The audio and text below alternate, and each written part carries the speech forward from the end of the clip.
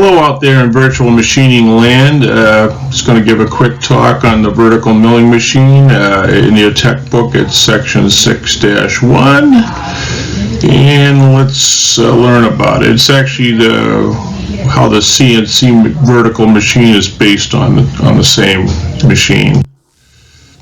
Milling machines that we call the knee mill, or also known as a Bridgeport. You hear that constantly. So the knee mill, because of this area right here, this is called a knee, and then you have the saddle and the table. All right, you see right up here the Bridgeport name. Bridgeports are actually, as far as quality goes, they're a little bit better than your average one. They used to be made in Bridgeport, Connecticut. They've been bought and sold a few times. I think they're owned by the Hardinge Company now, which is we're famous for their manual lathes. So you get your table, and actually they size these by 2 different table lengths. Some have a variable speed head. We have variable speed heads in class, and some have an 8-speed.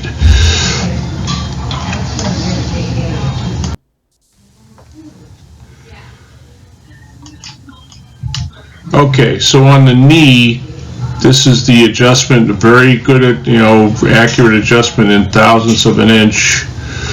And raises the table up and down with the knee. And this is the lock nut right here, this knurled piece right here.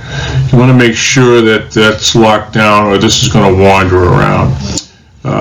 We have a digital readout for the X and Y, but for the Z, this is going to be your primary way of getting accurate height adjustments.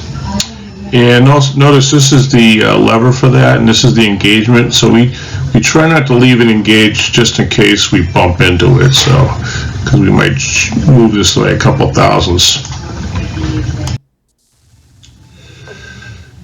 Okay, this is the front of the machine, which would be the y-axis, and in the old days we had to use this dial here, and it locks the same way as the knee, and it's very accurate. They did very accurate work with these machines.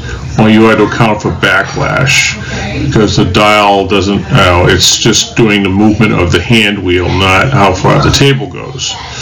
The advantage of the digital readout, it's a class scale that's attached to the table, and it's doing actual movement. So, and this is the lock on the left-hand side to lock this table going in and out. Okay, and then same thing applies on the right or left hand side. You got your dial here, you got the lock nut. This one's got a power feed for the left. I think my dog said he wants to get out of the room. And hand cranking, like Titan says. Alright, let's go to the next page. Alright.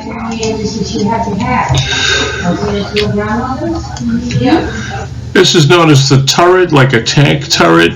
This piece here, this swivels around the base. It's got a little protractor for reference, but this has got 1, 2, and then 2 others on the other side, and that's what bolts it down. And you move this by hand. I can tell you a funny story about a shop I worked at in Wilmington, Mass, and which somebody that I was working with was trying to bolt something on to where these 2 bolts were, and when he undid this, the whole head fell off.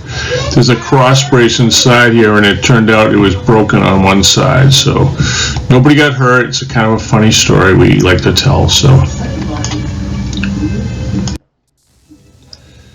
okay, and now we have the ram. This slides in and out, and this has got just a little like a rough scale up here, but these are the clamp bolts for the ram, and this is what you use to move it back and forth. So slide it in and out as needed. You might need it for more room or access. But the basic rule of thumb on all machines is, all machining is, you want it in the most rigid condition, meaning how far the tool sticks out, how far a tool holder sticks out. And in the Bridgeport mill, how far the ram sticks out, because that can have an effect on machining. So, okay, so you get the head, spindle, and quill. Okay, the head has a little more gizmos in it. Most of the time we're using it as a drill press with the lever and the quill stop here. And we're using this speed nut or feed nut where we can push it up and down. The other ones, like this is a hand wheel that you can put on, so you can use this to feed this down. All these attachments on here, this one, this one, this one, all have to do with using the boring, if you're boring a hole. That's a feed lever. There are 3 feed rates, and this engages everything. So, not used that often anymore, but we'll play around with it, and we'll bore a hole just so you understand how that works. Okay, now inside, this is a cutaway view. Note the sectional marks right here. This is your R8 collet, and it's a taper. The taper gives us accuracy, and it's threaded with the drawbar. This is what holds it up tight. There's a little spindle key in here that is replaceable, and that's a cutaway of a bearing. There's 1 bearing, 2 bearings, 3 bearings right there. So, and what we call a drawbar. Okay. On this, you're going to use this a lot, and this quill stop and the quill handle. The quill handle, you can change positions on this. This one, that little lever usually comes loose, so you got to get out your vice grips every once in a while and tighten it up. And I like to lock it down so that the quill does not move. And this is a height adjustment. In the older machines, you didn't have the button. You'd have to turn this like a million times to get it go up and down. But if you notice it's graduated in thousandths, so you can do some accurate adjustments up here. Okay, of course, so this we're going to use a ton. The quill lock, which squeezes this little brass pieces inside there that keeps the quill from moving, and then your quill lever. Okay, so now this is how it tilts to the side. You got your 4 bolts here, and there's an adjuster on the side, and this is a crude protractor on the side, but we like to trim the head to make sure that this is 90 degrees to the head. But you can do angled holes.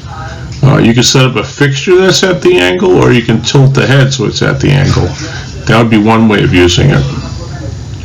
So it's a pretty universal machine. And then we get the tilt in the front. Some people call it the nod, like a horse's head nod going up and down. And over here are the 3 bolts that clamp it down. This is the adjusting screw up here, so you're using a big wrench to get this to tilt up and down.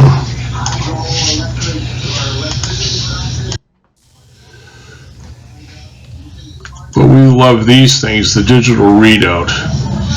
Most of the time we're just using it to re-zero your X and Y location, which is hooked up to a glass scale, and I've had to install the scales before in order to make sure they're working properly.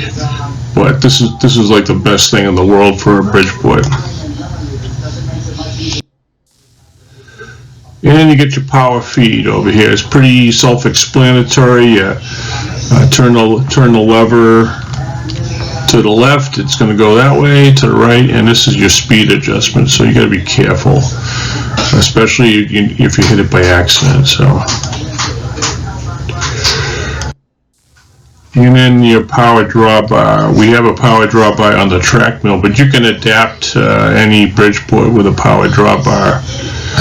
It's really an air gun that's up here, and it turns in both directions, so it's air operated. And then you got your lubrication. This is known as the Bijur Way Lube pump. You got to use Waylube Vector or Waylube oil in here. Min and max line, this is the fill cup, and this is manually operated, so you pull up on this and it's going to push it out down the hose. It's going to come up this hose and it's going to go to like lubricate the screw in the ways. So, and the CNC machines have the same system, only the pump is timed or to operate automatically.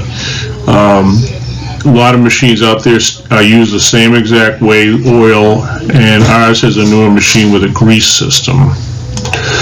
So that pretty much covers